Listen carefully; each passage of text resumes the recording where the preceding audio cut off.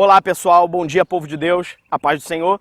Meu nome é Marcos Dorbação, eu estou aqui para comentar a revista da editora Betel, lição 3, a maravilhosa e inefável graça de Deus. Estamos aqui para dar continuidade a essa série de comentários que o evangelista Jefferson tem feito. Lembrando, você que ainda não é inscrito aqui no canal, por favor, marque aqui, se inscreva no canal. Também não esqueça de curtir esse vídeo. Lembrando que o nosso objetivo não é discorrer na íntegra toda a lição. Nosso objetivo é trazer alguns pontos que eu julguei importante enquanto estudava, para que de alguma forma possa cooperar, possa adicionar com o conteúdo que você, como professor, já tem estudado, né? Quem vai fazer esse trabalho de discorrer a lição toda é você, professor da EBD. Então vamos lá, vamos para a nossa lição de número 3. Separei em 3 tópicos que eu julguei importantes. Primeiro, a condição do homem, a nossa condição, que faz de fato com que a graça de Deus seja o grande presente de Deus. Segundo tópico, justificação, o maior presente da graça de Deus.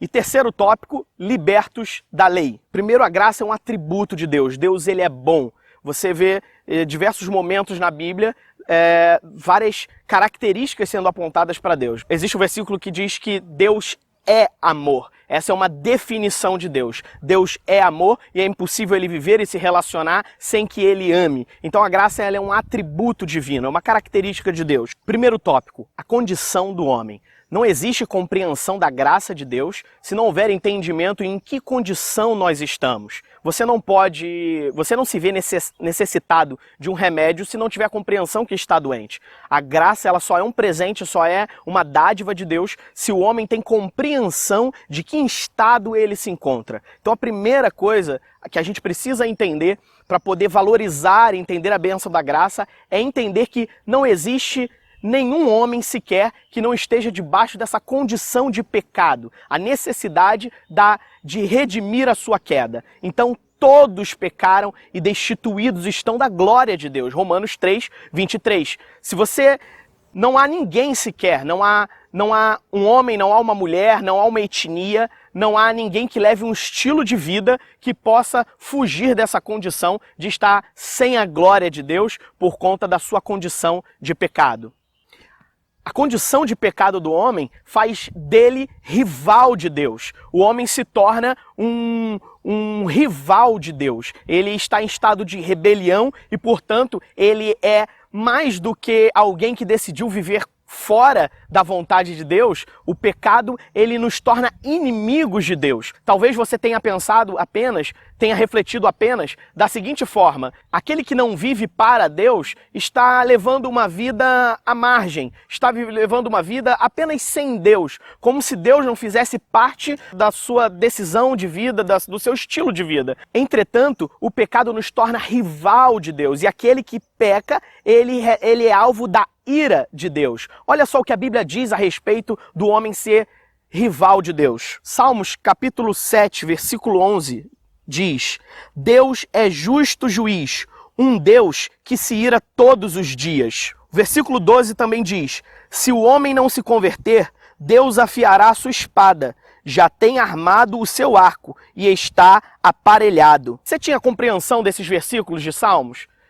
Nós sempre vemos a condição de pecado do homem como alguém que vive à parte, mas esse texto declara que Deus está com a sua ira apontada para o homem. Mais do que isso, ele aparelhou as suas armas. Significa que Deus não está indiferente ao pecado do homem. Deus vê, percebe o pecado do homem e está planejando a destruição do homem. É isso que afirma Salmos. Se você começa a ler os versículos que apontam a ira de Deus, você consegue de fato compreender qual é a sua situação. A situação de mais do que alguém que peca, a situação de alguém que se tornou inimigo de Deus. Olha também o que diz o versículo 13. E já para ele preparou armas mortais e porá em ação as suas setas inflamadas contra os perseguidores. Imagine agora todos os pecados do homem. Imagine cada prática de pecado que você possa lembrar agora no momento. Imagina homens que matam, homens que estupram, imaginem homens pedófilos, como Deus reage, o que Deus sente quando ele vê cada um desses pecados.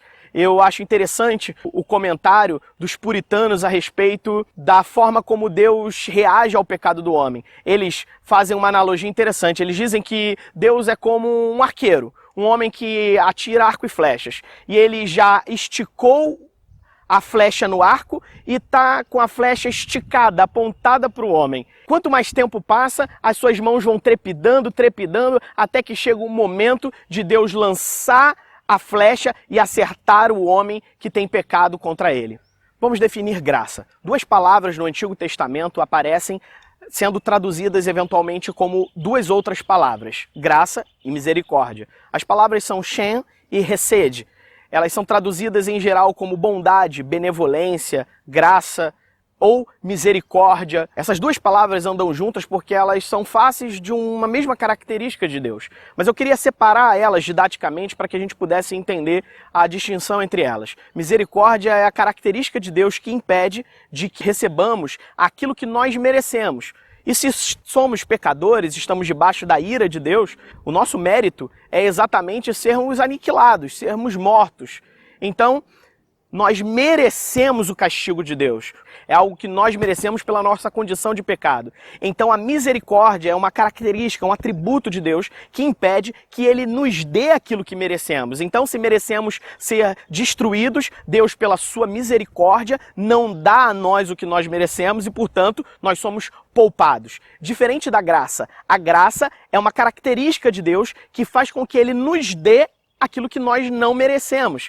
Portanto, todas as bondades, todas as dádivas que a vida nos concede, quer seja o que a teologia chama de graça comum ou graça salvífica, quer seja aquela graça que qualquer homem pode receber, independente da sua condição, da sua fé, ou quer seja uma graça específica para os eleitos, para os filhos de Deus, a graça é essa característica que leva Deus a fazer por nós, mesmo nós não merecendo. Sendo assim, quando o homem não recebe um castigo que ele merece, Deus está sendo misericordioso. E quando o homem recebe um bem de Deus, mesmo não sendo merecedor, Deus está sendo gracioso. E o interessante na palavra misericórdia, que é a mistura de miseratio, no latim, com cordis, que é coração. Miseratio vem de miséria, de compaixão, e cordis de coração. Então, literalmente, misericórdia é colocar o coração na miséria do outro. Toda vez que Deus nos poupa, Ele está colocando o seu coração na nossa miséria, no homem que é pecador. Ouvir isso é, sem dúvida, se alegrar com a bondade e com o amor de Deus. Um versículo que ilustra bem isso está em Salmos, capítulo 89, versículo 14, que diz: justiça e juízo são a base do seu trono, misericórdia e verdade vão adiante de ti. Continuando sobre a graça. Segundo, os efeitos da graça. Para falarmos dos efeitos da graça, eu queria expor o versículo 15 do capítulo 4 de 2 Coríntios, que diz assim: porque tudo isso é por amor de vós, para que a graça, multiplicada por meio de muitos, faça abundar a ação de graças para a glória de Deus. Esse versículo é dividido em 4 partes, eu queria dividir com vocês. Primeiro diz que tudo isso é por amor a vós, como diz em Romanos capítulo 5, versículo 8. Mas Deus demonstra seu amor por nós. Cristo morreu em nosso favor, quando ainda éramos pecadores. Essa expressão que o amor de Deus aconteceu quando a gente era ainda pecador é muito curiosa. Eu julgo por mim. Por exemplo, eu já me peguei várias vezes fazendo alguma bondade para alguém da minha casa, algum irmão na igreja, e até ali tudo bem, você está fazendo aquela bondade, está servindo em alguma coisa, e você está fazendo com o teu coração limpo, você está crendo que está fazendo aquilo por amor e tudo mais. Mas você é provado quando você não colhe um feedback daquela pessoa, você não colhe uma retribuição. Você fez, enquanto fez, está tudo tranquilo. Até passar por algum problema e você vê dela alguma atitude de ingratidão em relação àquele bem que você fez a ela. É nesse momento que o teu amor é posto em prova. E aí eu já percebi várias vezes que eu achava estar amando e na verdade eu estava fazendo investimento, né? Que é quando eu faço alguma coisa com o objetivo de colher, de receber algo em troca. É exatamente nesse momento que o nosso amor é posto em prova. Mas o curioso é que Deus nos amou quando nós éramos ainda pecadores. Deus não esperou o homem ser transformado para amá-lo. Deus amou ainda quando estávamos na condição de pecador. Eu queria que você prestasse atenção também nesse texto agora que vamos ler, que ele evidencia exatamente isso. Leia comigo Mateus capítulo 8, versículo do 1 ao 3, mostrando o amor de Deus enquanto o homem ainda é pecador. Diz assim: e descendo ele do monte, seguiu uma grande multidão, e eis que veio um leproso, e o adorou, dizendo: Senhor, se quiseres, podes tornar-me limpo. E Jesus, estendendo a mão, tocou-o, dizendo: quero ser limpo, e logo ficou purificado da lepra. Perceba a ordem dos fatos. Primeiro, o leproso intercedeu a Jesus, pedindo por cura. Depois, Jesus tocou no leproso e disse: quero ser limpo, e ele foi curado. Jesus não curou o leproso e depois tocou. Jesus tocou no leproso e depois curou. É uma ordem que aparentemente não tem significado nenhum. Mas qual seria o significado para esse leproso de ser tocado enquanto se tem lepra? Jesus poderia ter curado o leproso e depois tocado, abraçado, porque agora ele não tem mais lepra, ele não é mais imundo. Lembrando, a condição de um leproso é terrível no período bíblico. Os leprosos são vistos como pecadores, como alguém que foi alcançado por uma maldição divina e, portanto, vivem à margem da sociedade. Curioso saber também que os leprosos, quando iam se aproximar de grupos de pessoas, eles chegavam fazendo barulho, dando sinal de que um leproso estava chegando, para que as pessoas tivessem oportunidade de se afastar. Imagina o estilo de vida de um leproso, sendo rejeitado, sendo desprezado o tempo todo. Jesus inverte, ele não cura e depois toca, ele toca e depois cura. Esse toque pode ter representado muitas coisas, eu não sei, mas pode ter representado muitas coisas para o leproso, porque significa Deus tendo contato com o homem antes da transformação do homem. E se a gente analisar, esse foi o estilo de vida que Jesus levou, e por muitos momentos ele foi acusado pelos fariseus por levar esse estilo de vida. Ele come, ele senta à mesa, ele come com pecadores, ele se aproxima de prostitutas, ele tem mulheres no meio dos seus discípulos, e Jesus era aparentemente bastante alternativo em relação a isso. Mas Jesus tinha essa capacidade de se relacionar com o pecador, e enquanto ele vai se relacionando com o pecador, ele vai transmitindo vida para o pecador. Ele consegue amar o pecador antes do pecador ser transformado. Primeiro, foi por amor de nós que Deus derramou a sua graça. Segundo, para que a graça multiplicada por meio de muitos. Curioso pensar que a graça de Deus possa ser multiplicada. Ora, significa dizer que em algumas situações pode haver mais graça de Deus do que em outras situações. É curioso pensar nisso. 2 momentos a Bíblia trata a respeito dessa multiplicação da graça. 2 momentos, pelo menos, que eu me recordo. Primeiro, nesse versículo, que fala que a graça ela é multiplicada por meio de muitos. Em outro momento, está aqui em Romanos, capítulo 5, versículo 20, que diz: veio, porém, a lei para que a ofensa abundasse, mas onde o pecado abundou, superabundou a graça. Primeira condição que multiplica a graça, onde há muito pecado. Significa que aonde tiver um pecador com muita necessidade, haverá mais dádiva, mais graça de Deus para esse pecador, para salvá-lo, para redimi-lo, para alcançá-lo. É necessário mais graça aonde há muito pecado. Mas o segundo versículo foi o versículo que nós estamos comentando, é que a graça ela é multiplicada por meio de muitos. Agora fala de uma condição de multiplicação da graça que acontece no corpo de Cristo. E isso eu achei fantástico. Significa que quando o corpo de Cristo se relaciona, se ama, se cuida, quando a igreja se edifica, quando as pessoas usam os seus dons, os seus talentos, a direção de Deus, quando as pessoas, em nome do amor que receberam de Jesus, se edificam, se abençoam, se tocam, ministram uns aos outros, elas multiplicam a graça de Deus. E isso é muito curioso, porque se nós podemos enxergar a graça de Deus por meio de muitos testemunhos. Podemos ver a graça de Deus na natureza, nos animais, no dia a dia. Por exemplo, é possível ver a graça de Deus quando se percebe um acidente que poderia ter te alcançado e não te alcançou. Você logo lembra, nossa, Deus foi bom, me poupou daquela situação.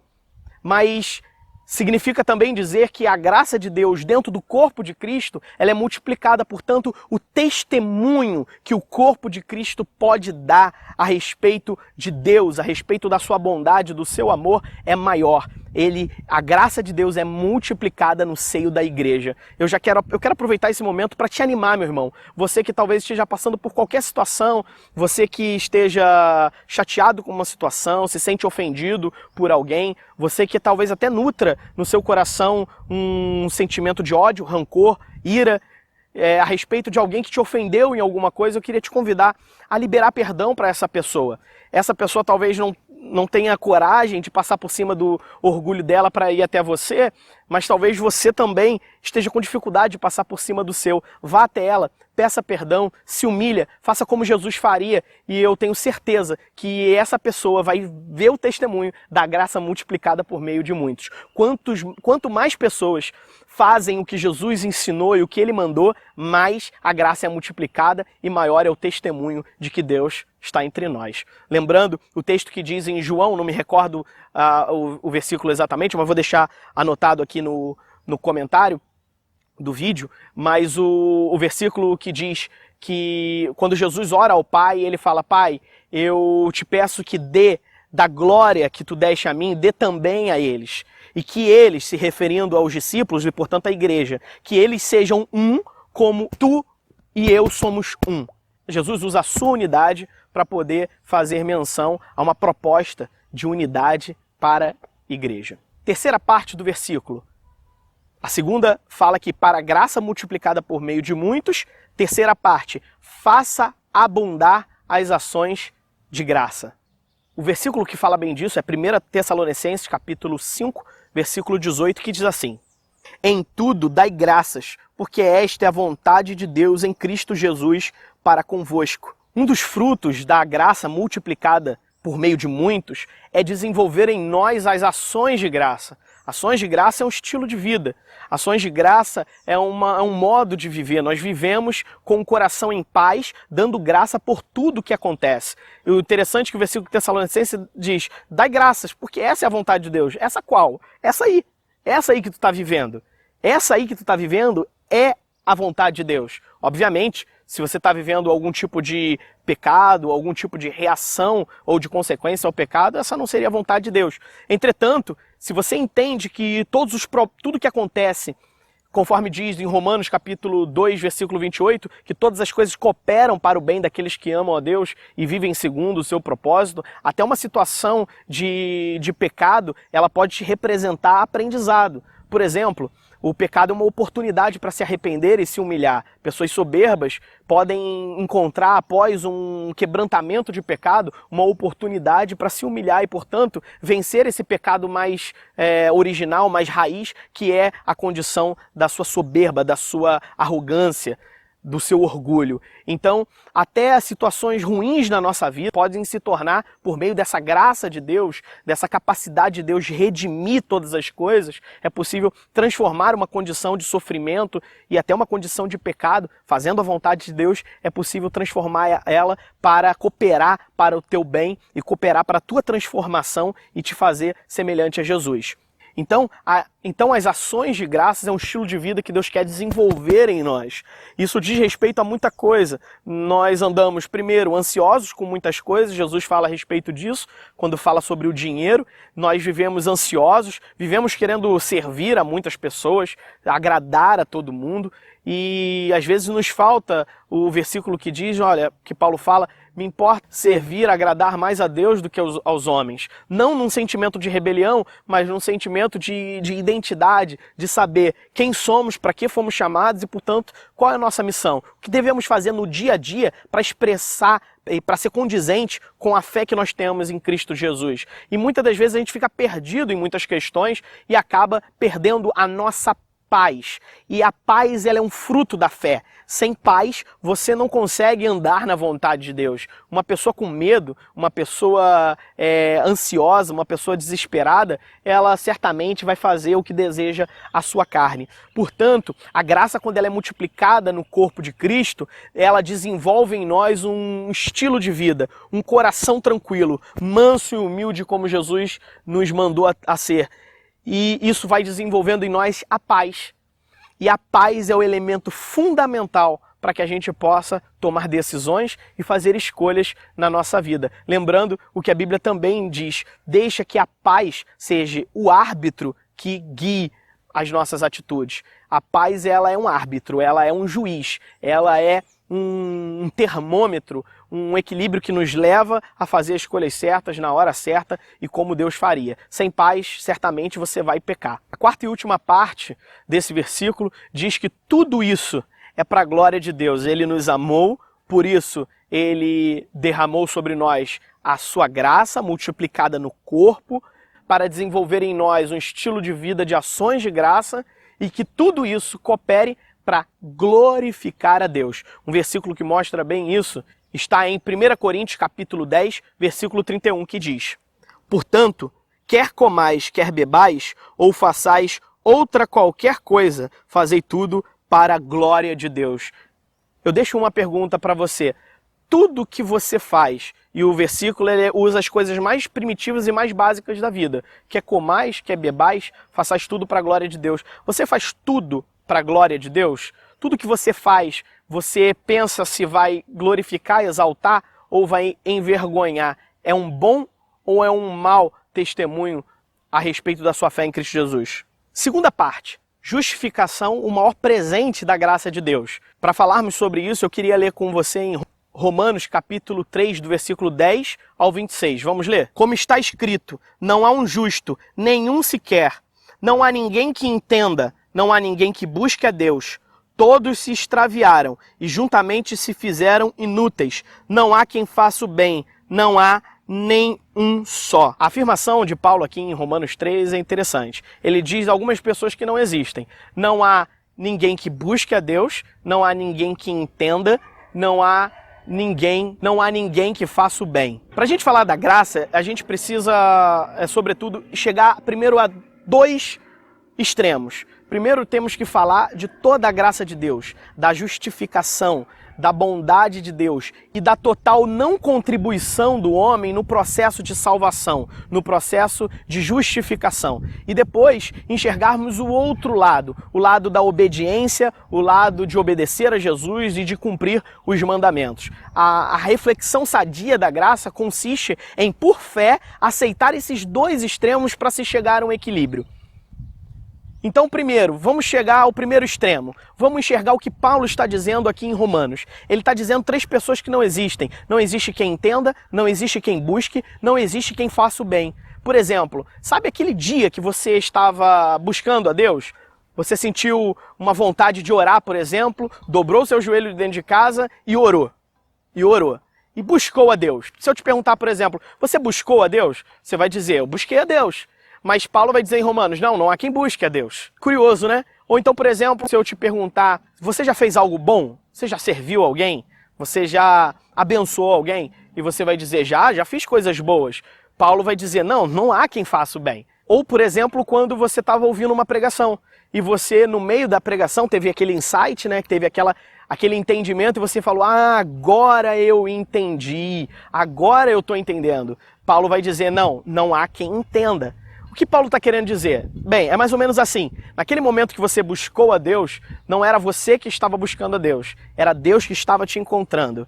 Aquele momento que você entendeu, não era você que estava entendendo, era Deus que estava te revelando. Por exemplo, quando Jesus pergunta para Pedro, Pedro, quem você diz que eu sou? E ele responde, tu és o Cristo, o Filho do Deus vivo.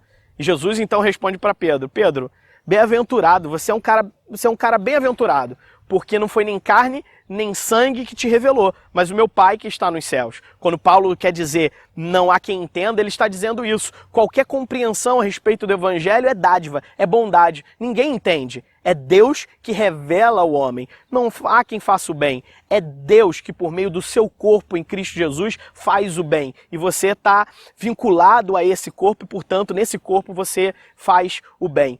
Paulo começa a trazer o extremo de que toda a bondade, de tudo que vem de bom do ser humano, do homem, tudo que ele faça só pode prover de Deus, não é algo inato, não é algo próprio seu. Então esses versículos, eles exatamente fundamentam a graça de Deus. Nada é por nosso mérito, Não existe mérito nenhum no processo de justificação, quando somos alcançados pela graça de Deus e justificados. E entenda que o processo de Deus receber e aceitar novamente o homem não é Deus abrindo mão do seu padrão de justiça e aceitando o homem pecador. Não é isso. O homem ele é justificado por meio da expiação em Cristo Jesus. Então, quando o homem crê em Cristo Jesus, faz dele o seu Senhor, ele é justificado. Ele é justificado. E Deus passa a vê-lo como justo. É diferente de Deus simplesmente fazer vista grossa para o pecado do homem. Deus simplesmente não enxerga mais o pecado do homem, porque Deus está vendo o homem por meio dos óculos da expiação, que torna um homem justo diante dele. Os versículos a seguir de Romanos mostram exatamente qual é o objetivo da lei. Eu quero falar um pouco mais sobre isso, entender que a lei veio para condenar. Olha o que diz.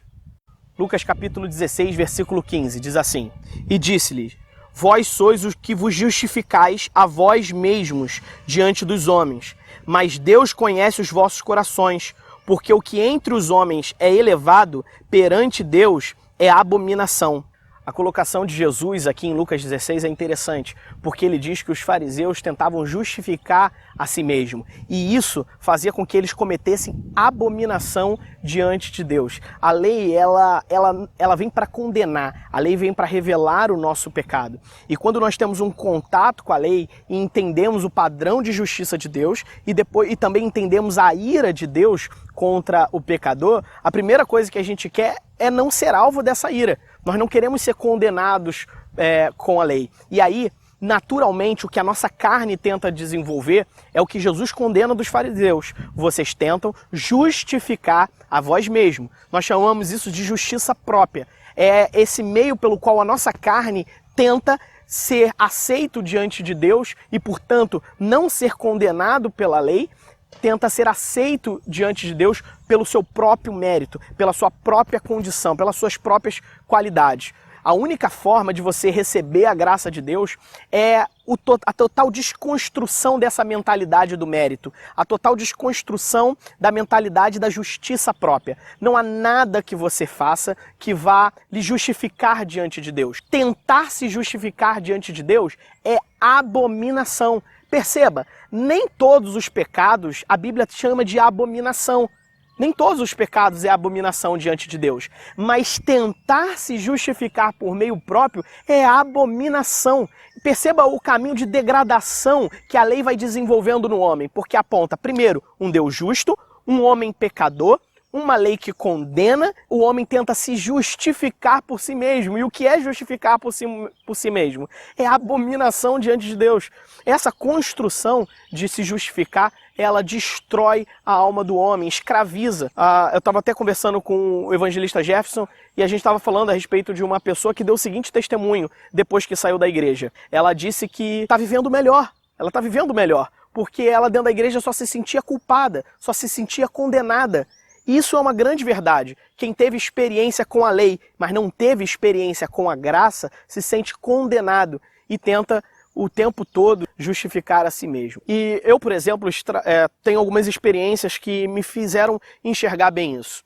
Alguma delas foi, primeiro, como eu reagi à condenação, à culpa. Por exemplo, quando eu caía em algum pecado, um pecado de pornografia, por exemplo, e eu ia para o culto, ao entrar dentro da experiência de culto, do ambiente do templo ali, com a igreja, eu me sentia extremamente condenado. E eu achava que aquele sentimento de condenação era uma obra do Espírito Santo. Eu achava que era o que restava do Espírito Santo dentro de mim, cheio de todos os pecados. Olha que interessante. E por muito tempo eu achei que aquilo era obra do Espírito Santo, até perceber que não, que aquilo era obra do diabo, porque o diabo é o acusador, e aquilo também era fruto da minha mente culpada. E uma vez orando, eu falava isso diante de Deus. Eu citei até o versículo que diz que o Espírito Santo convence o homem do pecado, da justiça e do juízo. E eu sempre tratei convencer com culpar. Então eu achava que quando eu chegava em pecado, ia falar com Deus, aquela culpa era a ação do Espírito Santo, me convencendo do pecado. Não, mas não é esse o objetivo do texto. Convencer significa dar entendimento, fazer compreender. Quando você, por exemplo, acha que algo não é pecado e o Espírito Santo te mostra que aquilo é um pecado e você desenvolve a compreensão de que aquilo é pecado, então o Espírito Santo abriu o seu entendimento e te convenceu de que aquilo é pecado. Agora, ser apontado, ser condenado do teu pecado com adoecimento, com medo, gerando medo em nós, isso não é uma obra do Espírito Santo. Interessante também é essa consequência da lei. A lei, ela produz medo. Não há quem é ameaçado de ser condenado que não se sinta amedrontado. A lei produz medo em nós. Isso atrapalha o conhecimento do amor de Deus. João disse que o verdadeiro amor lança fora todo medo, e aquele que tem medo não foi aperfeiçoado no amor. Se você tem medo de Deus, isso impede de você ser revelado do amor de Deus. Começar a aceitar a justificação sem mérito pode abrir no teu entendimento que a vida se tornou mais fácil, que a vida cristã, inclusive, se tornou mais fácil. Além do mais, eu não sou mais condenado pela lei. Entretanto, a vida em Cristo Jesus, ela substitui a obediência da lei e te traz para a obediência em Cristo Jesus. Jesus cumpriu toda a lei e todo aquele que está em Cristo Jesus, vive no corpo de Cristo, ele cumpre toda a lei por intermédio de Jesus. Lembrando que Jesus tem a lei do amor. Aquele que ama, disse Romanos, ele cumpriu toda a lei. O mérito, ele atrapalha muito a gente de entender a incondicionalidade do amor. Uma ótima forma de você entender a incondicionalidade do amor é você lembrar do amor de mãe para com seu filho, o amor maternal, o amor paternal. Eu me lembro de uma experiência que eu tive numa favela do Rio de Janeiro, onde eu vi um homem morto, era um bandido, caído no chão, desprezando aquela pessoa, outros até comentando que era bandido, que merecia estar morto. E eu via só uma mulher chorando por ele. Certamente eu não precisei perguntar, eu sabia, era mãe. Só alguém poderia continuar amando uma pessoa que fez tanta maldade. Olhar para o amor de mãe é uma boa inspiração para você lembrar da incondicionalidade do amor. E quando você tem o amor de mãe como padrão, você lembra também que a Bíblia diz que ainda que a mãe esqueça do filho que traz no seu ventre, o Senhor não esquece dos seus filhos. Continuando o texto de Lucas, capítulo 16, versículo 15 diante, diz assim: é mais fácil passar o céu e a terra do que cair um tio da lei. Qualquer que deixa sua mulher e casa com outra, adultera. E aquele que casa com a repudiada pelo marido, adultera também.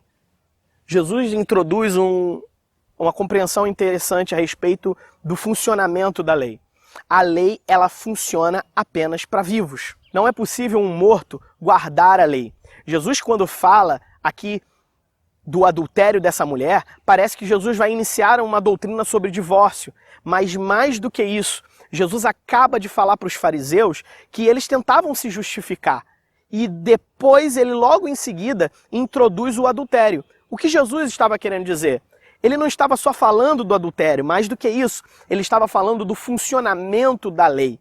Ele estava dizendo, olha, da mesma forma que a lei proíbe uma mulher de se casar com outro homem, porque quando assim ela faz, tanto ela como esse outro homem estão em adultério, assim é o homem em relação à lei. O homem, enquanto está vivo, ele precisa obedecer à lei, mas Paulo vai explicar melhor sobre isso em Romanos capítulo 7, quando ele diz assim, vocês entendem sobre a lei e sabem que a lei só pede observância enquanto nós vivemos. Então o que Jesus estava querendo ensinar?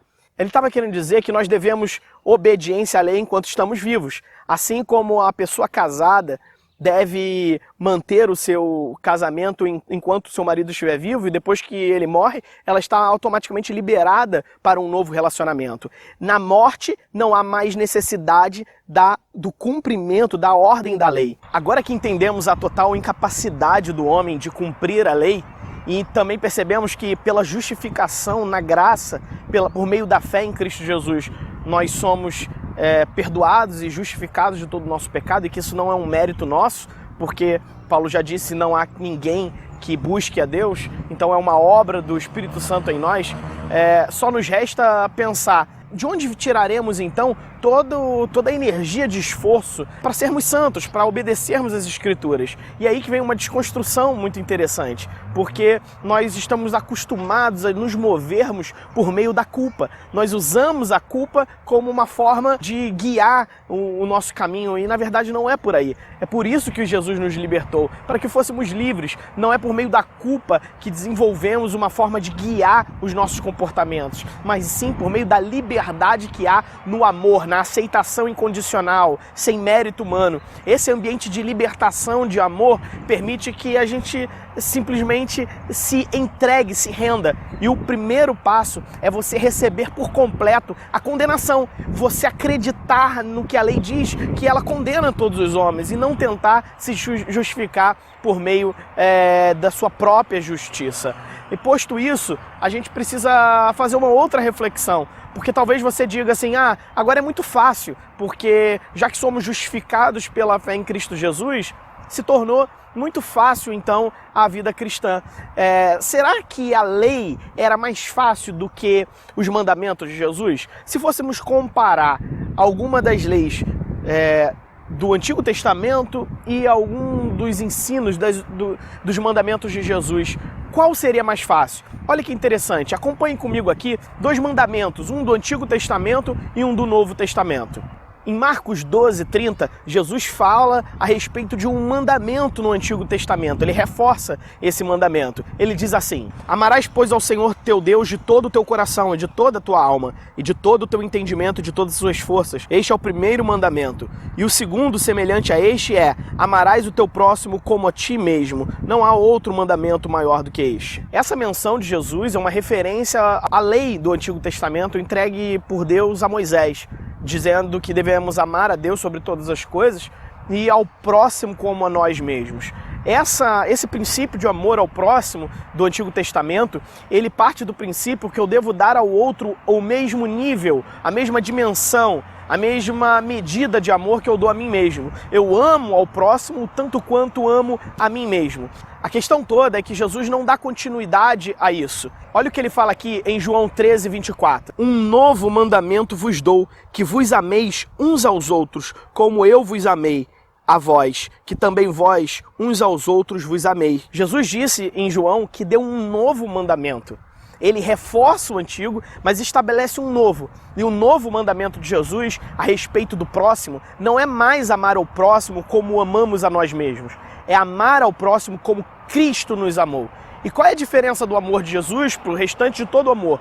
É que o amor de Jesus é sacrificial. O amor de Jesus levou ele à morte. Ele morreu para que tivéssemos vida. Então, quando Jesus convoca os seus discípulos, ele está dizendo: eu tenho um novo padrão de amor. Eu tenho um padrão maior de exigência. Eu quero que vocês amem o próximo a ponto de darem a vida pelo próximo como eu dei a vida por vocês. Esse é o padrão de amor de Jesus. Eu pergunto a você, esse padrão, comparado à lei do Antigo Testamento, que diz que devemos amar o próximo como amamos a nós mesmos, eu te pergunto, esse amor parece ser mais fácil ou mais difícil? Parece ser mais simples ou mais exigente? É exatamente isso que Jesus quer. Jesus quer a completa compreensão do homem de que ele não consegue nada que não seja por meio do Espírito Santo. Vamos continuar? Olha o que diz os próximos textos. Mateus 5:27. Ouviste o que foi dito aos antigos: não cometerás adultério. Eu, porém, vos digo que qualquer que atentar uma mulher para cobiçar, já em seu coração cometeu adultério com ela. A outra colocação de Jesus é a respeito do que é o adultério. Adultério no Antigo Testamento é você ter relações sexuais com uma mulher que não é a sua. Para Jesus, ele vai além, ele extrapola, ele diz que adultério é a experiência do coração. Se você, com o seu coração, já cobiçou uma mulher, você adulterou com ela. E eu te pergunto, quem aqui nunca cobiçou uma mulher? Portanto, o mandamento de Jesus ele é tão exigente quanto a lei, e até mais, porque ele diz que quando cobiçamos, já estamos cometendo adultério. A intenção de Jesus não é que a gente se justifique, não é que a gente encontre justificação por meio da nossa própria competência ou por meio da observância da lei, mas a justificação é um uma gratuidade que vem de Deus para nós e nós fazemos, é aceitar, e nesse processo de aceitar somos transformados, some o medo, some a angústia, some a culpa, nós nos tornamos livres e aí passamos a desenvolver uma obediência que é fundamentada não mais no medo, mas sim no amor. Eu queria que você gravasse bem isso que eu estou dizendo agora. A obediência a Jesus não é por medo, é por amor. Eu queria terminar aqui mandando um abraço para todo mundo, dizendo que Deus te abençoe, que Deus possa te dar uma aula abençoada. Um abraço e até a próxima.